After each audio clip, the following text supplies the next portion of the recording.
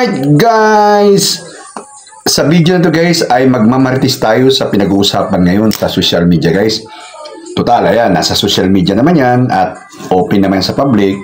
So pag-uusapan din natin yan para at least aware tayo. Ang tinutukoy ko guys ay ayan. Kilala nyo ba yung couple na yan guys? Ayan. Kung hindi nyo kilala at hindi kayo updated sa balita guys, pag-uusapan natin. Okay? Tara!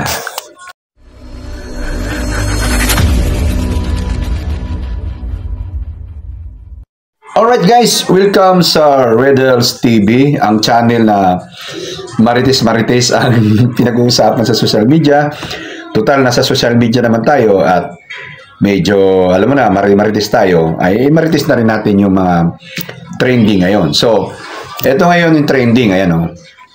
Kung nababalitaan nyo guys, yung dalawa na yun ay magkaroon na, mag-girlfriend, mag-shota sa salitang Tagalog, okay?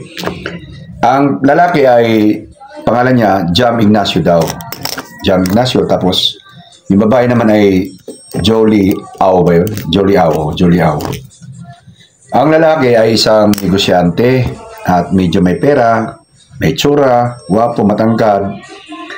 At siyempre, anong katapat ng guwapo at matangkad at may pera? Eh, yung babae namang high standard din na Jolian, isang, alam ko sa apelyido pa lang ay medyo Chinese na yung kanyang Chinoy, kumbaga. At isang social media sikat na vlogger at DJ din po daw sa club. So, ibig sabihin, may standard din talaga yung babae na yan. So, nagkamahalan sila at sa totoo lang, nagkaroon ng tinatawag na dahil nga vlogger yung babae, ay nai-post niya yung kanyang proposal engagement sa kanilang dalawa at masaya-masaya sila sa kanilang engagement at siyempre napasana all ang mga tao sa social media kasi sino nga ba namang hindi magsana all ika nga sa salitang panalo silang dalawa sa isa't isa, no? Kaso lang guys, lumabas nung bandang huling balita ay nagkaroon sila ng tinatawag na hindi pag-uunawaan at nauwi ito sa pambubugbog ng lalaki doon sa babae. At ang sanhi daw nito ay ayan, sabi niya, ayan. Salamin ng Ose. Sobrang siloso po kasi kahit maliit na bagay talagang pinapalaki na. Kahit tumakapas po ako sa salamin ng Ose. Okay guys, nakita nyo na. Selos yung lalaki at nabugbog siya, no? So dahil doon, nagkaroon ng statement na medyo na windang yung mga tao kasi siyempre ang ganda ng proposal video nila at akala ng mga tao ay ganun ka sweet yung dalawa at grabe malala yung kuwan at ito pa ang statement ng babae, hindi lang isang beses nangyari kundi yan. Ulit-ulit kasi alam niyang mahal mo siya at alam niyang patatawarin mo siya. Pero hindi niya alam, durog na ako. Okay guys, narinig nyo. Paulit-ulit niyang ginawang saktan ang kanyang girlfriend kasi nga ito ay mahal daw niya at pinapatawad niya. At nung nangyari daw yon ay pauwi sila, may pinagsilusan yung lalaki at doon sa kotse ay talagang talaga yung nakikita naman niya yung mukha ng babae kung hindi talaga sinanto yun, talagang as in sakit na saktan talaga ng kuwan. Ngayon, siyempre, in fairness naman sa mga hinintay nila yung sagot ng lalaki kasi tumakas daw nakahingi ng tulong yung babae doon sa kotse sa toll gate. Nahingihan siya narespondihan siya at natulungan siya. Ngayon, tumakas yung lalaki. Ngayon, pagtakas ng lalaki, hinintay ngayon yung kuha. Nagbigay ngayon ng statement ang lalaki at ito yung sinabi niya. Alam mo yan kung gaano kita kamahal. Alam mo yan kung gaano kita protektahan, bantayan. Sa lahat ng ginagawa mo, lagi ako nakasuporta sa'yo. Okay guys, humingi na naman ng tawad. Okay. Kung alam, tsaka na rin pag-usapan, binibigyan ko lang kayo ng background sa nangyari. So ngayon, humingi ng tawad, again, ganon. Bali, ang sabi ng lalaki ay, patawarin mo ako, nabigla lang ako, tao lang ako, ganon siya, mahal naman kita, maraming ganon. At sinagot naman ng babae yung kanyang paghingi ng tawad. Ang sabi, mahal pa rin talaga niya kasi alam mo naman ang pag-ibig. Maraming bulag dyan eh. Isa na rin ako dyan na bulag na sa pag-ibig at saka medyo marupok. So, napatawad naman niya at kain muna tayo. Napatawad niya, pero hindi, ito ang kanyang statement. Ano? Na magaganap o matutuloy. Hindi na po matutuloy yung mga napag-usapan namin dahil po sa nangyari. Okay? So, hindi na raw niya itutuloy yung kasal nila kasi nga, paulit-ulit na nangyari ang ganong pangyayari na nasasaktan siya. So, ganun. Pag-usapan natin guys, anong mga ganitong klase, ano masasabi nito sa lalaki, bakit yung mga babae ay nananatili dun sa lalaki na kahit nananakit ay nandun pa rin. Una-una kasi, kadalasan lalaki na ganun ay medyo may tsura, gwapo, may pera, diba? May pera. At yan ang mga sanhi, bakit ay mga babae may pera at tinatawag na bid satisfaction. Ginawa ko na lang tong salitang bid satisfaction pero alam niya na yan siguro kung ano ibig sabihin nun. Masaya siya sa kama yung babae. So ganito tayo guys maraming babae at yung pang-apat pala guys ay yung wala mapuntahang babae. Wala bang pamilya maawian kaya nanatiling maraming babae na nagtitiis sa lalaking ganon na nananakit sila ng babae. Nananakit sila ng kapartner nila. Hindi lang sakit kasi ako baka ibalik nyo sa akin kasi kadalasan ganun ang mga basher. Baka ikaw, baka ganun ka rin. Hindi.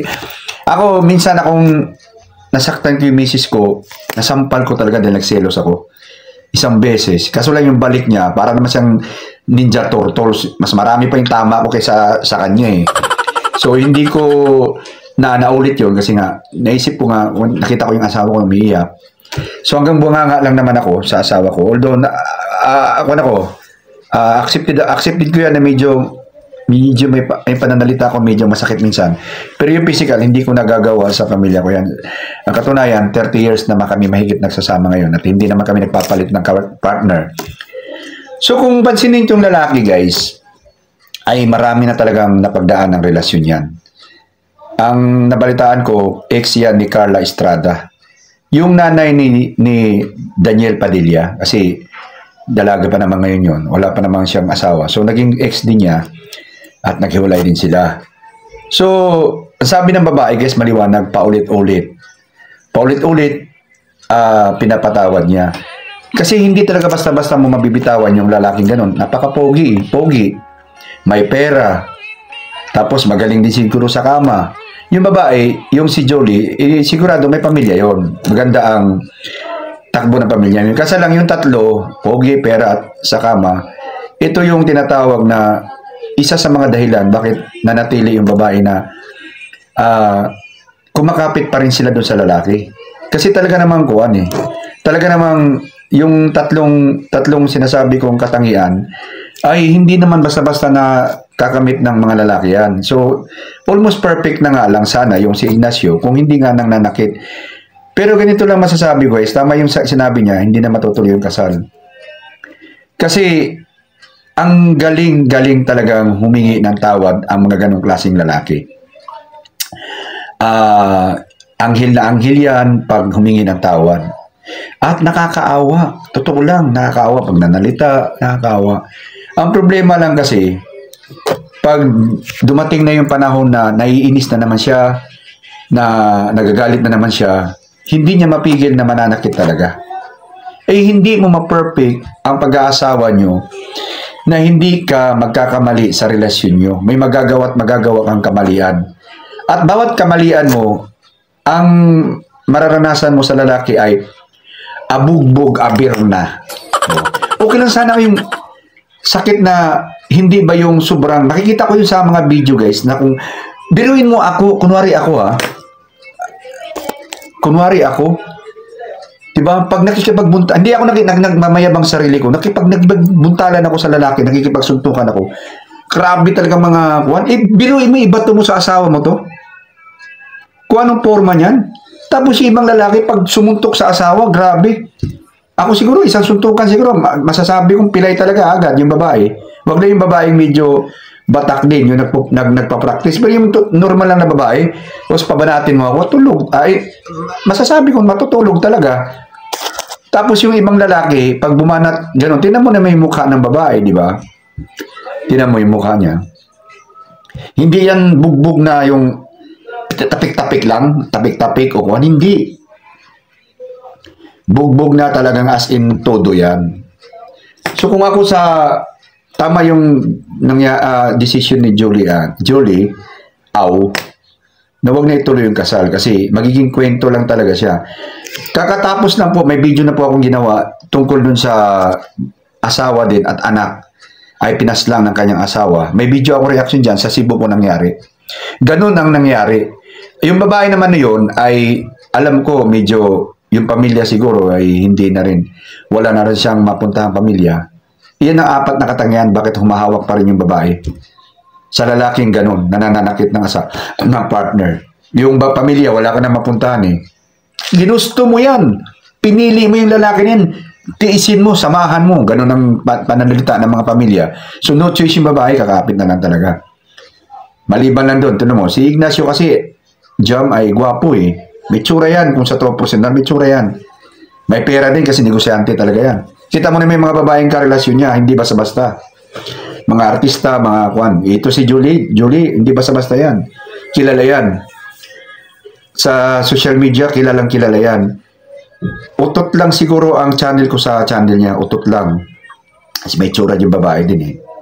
At si Jam Ignacio, makikita ko rin eh, medyo may pakatikas eh.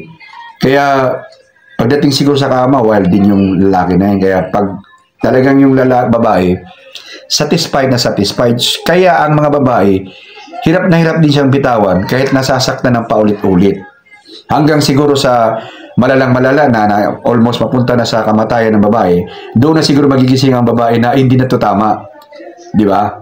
So kung may nanonood ng mga babae ngayon na medyo the same status, o magising na kayo kasi baka maraming dagat daw sa gitna ng laot. Maraming dagat, maraming isda sa gitna ng laot.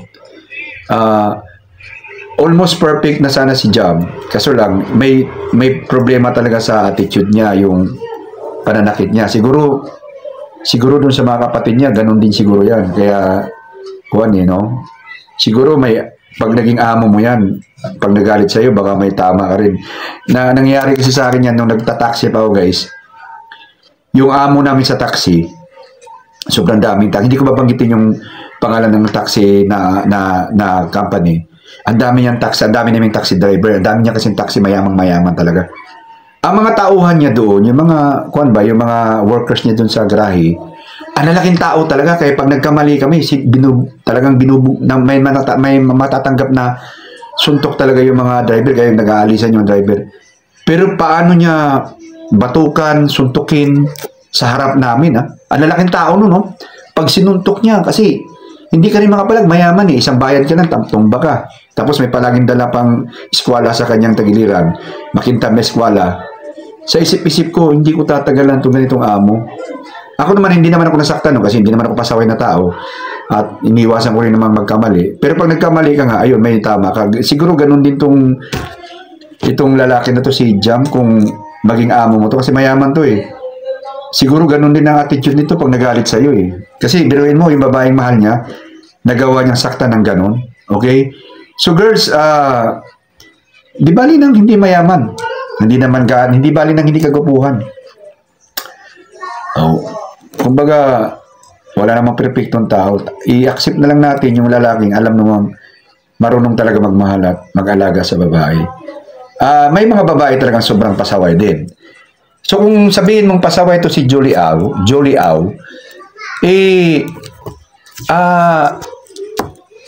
pag ititrace mo yung mga experiences nila, mas marami talagang dumaan sa kamay ni Jam, no?